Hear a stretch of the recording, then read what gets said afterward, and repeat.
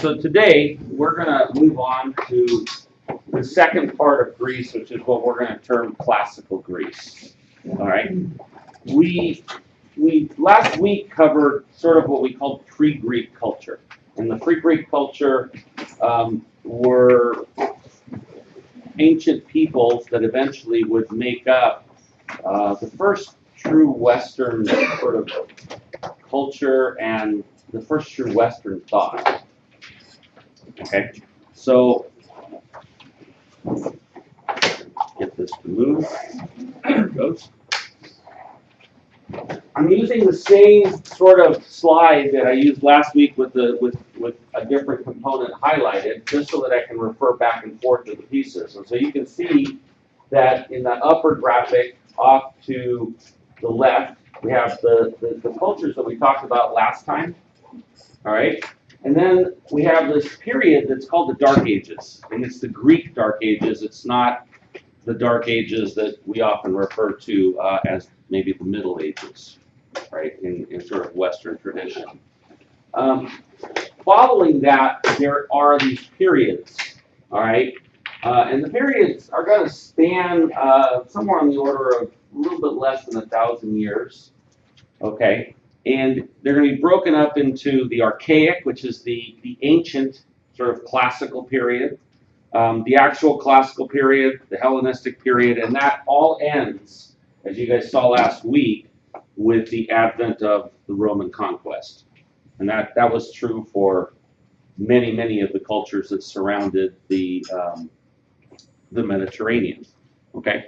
One of the things that I want to kind of bring to light is that the Greeks were, by this time, around 550 BCE, the Greeks were one of a number of different sort of cultures that were sort of existing along the edges of the Mediterranean. Okay, some of these cultures are remnants of the Mesopotamian cultures, or the evolution of the Mesopotamian cultures, namely the Phoenicians. All right, so if you look over here to where the Fertile Crescent was, right, and the two rivers up here of the Euphrates and the Tigris, right, we have this culture called the Phoenician culture, and the Phoenician culture essentially spread across the southern Mediterranean, right, along the coast of Africa, and even into portions of the area which we now would think of as Spain or some of the Italian Isles, right? So that's one of the really kind of key cultures that I want you guys to be aware of, particularly the Carthaginian culture, which is part of Phoenician, right? It was an exiled person that was sent off, and Carthage is over in this region right here. The blue part represents what we're talking about mostly in this class, which is the Greek culture. And you can see that the Greek culture, most of you guys, so to stop for just a second, most of you guys can identify Italy, right? Italy is that thing that looks like a boot, right? And so the large island off the coast there is Sicily. That's also part of Italy. And so you guys can take a look at that and you can start to say, oh, gee, hey, looks to me like what we're talking about as Greece, right, was centered in what we know of as Greece now, but it was also in Italy, it was also in France, it was also in Spain, it was also in Africa, and it pretty much encompassed an area that was roughly south of where Rome would be, okay? So those are the two predominant cultures that I want you guys to be aware of. One additional one that's going to come into play as we move forward through history is this purple one up here called Etruscan.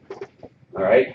So today we will be talking about these things called architectural orders, and the Romans are going to bring in this order called Etruscan or Tuscan, which is sort of separate from the Greek orders. And we're going to talk a little bit more about that. Okay? So going back a little bit to things that we talked about last week, right? Mycenae was one of the pre-Greek cultures that had an influence on Greece, right? We talked about the Lion's Gate last week. And the Lion's Gate had this big lintel block, right? With the two posts that came up. But then in addition to that, there was this very ornate, very finely finished set of lions staring at a column, okay? And so this idea of these posts and lintels, right, with this triangular shape that was ornamented is one of the things that we can look at when we look at the initial Greek temples, the early Greek temples, and you can see that there is a very strong relationship between the triangular form, columns, and the lintels, and what we're seeing in the temples. Okay? So that's one of the linkages that I want you guys to be aware of, and why one of the reasons that we link these two cultures together. The second one was the Minoan culture, and part of what we saw in the island of Crete, the Palace of Knossos. All right, and so we take a look at this idea of columns and the idea of this sort of flared thing up at the top. Okay, and we start to look at what we're going to start studying as the Greek orders, and we start to see that in the Greek columns, we have a column with this flared piece at the top sitting on a base and having this kind of block up at the top. And you see that also in the not the Mycenaean, but the Minoan columns. One other thing that I want you guys to be aware of, right? The simplest thing that somebody could do when they're thinking about making a column is just to make a straight up extrusion, right? Yes. So it would be a cylinder that starts as a cylinder at the bottom and it's the same all the way up. Part of what I want you guys to be aware of is that when we look at the Minoan columns, they were tapering. And there was different thoughts about how that came about, if you recall. Could have been that they initially used trees and the trees rooted and started to grow, and that wasn't a good thing for columns.